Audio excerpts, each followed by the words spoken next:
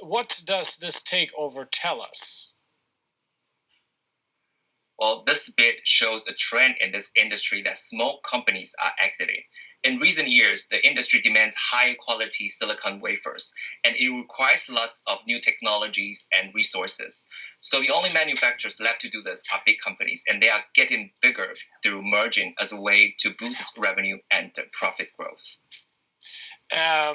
So let me stay with you there in Taipei. Taiwan is a central hub when it comes to the production of wafers. How does the industry there view this deal now?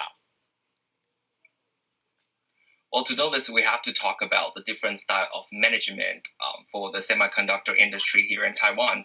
The industry is considered a service one, customer-centered with very quick responses. On the contrary, Siltronic has been complained by many of their customers in Taiwan that it has been operating with a spot market mentality. They don't really interact with their customers and have the supplier's attitude.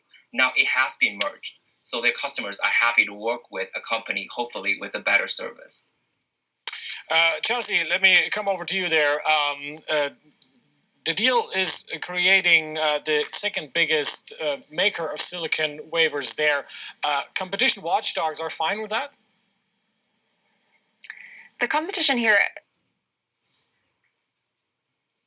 of this merger, they said they did a big investigation, a global investigation, and they talked to basically many of the customers of what would be the combined company. They found no reason to think that this would reduce competition or lead to any negative impacts for customers. But I think the bigger question is whether this is going to be approved on a political level. It still has to get approval here in Germany under the foreign trade law, and there is a lot of concern about Asian companies buying up these high-tech industry competitors here in Germany. So we still are awaiting approval under that law as well.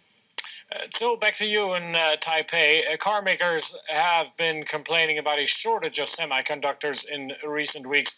Will this takeover solve this problem?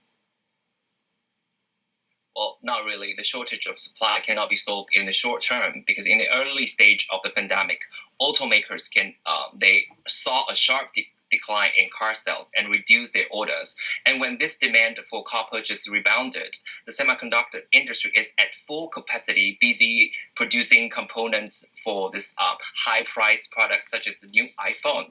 So the shortage of wafers will only improve after the production capacity increases after the third season. And Chelsea, back to you. German political leaders have been worried recently about German companies, including their technology, being taken over by foreign players. What's the mood regarding this recent deal?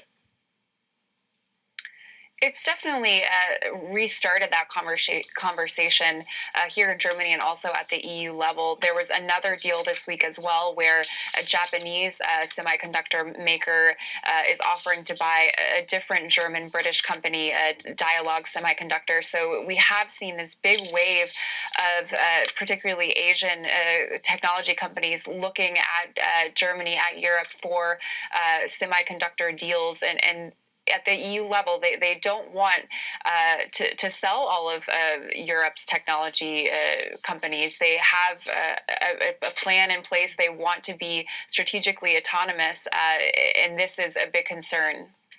Chelsea Delaney and So Chang Han in Taipei, thanks to you both.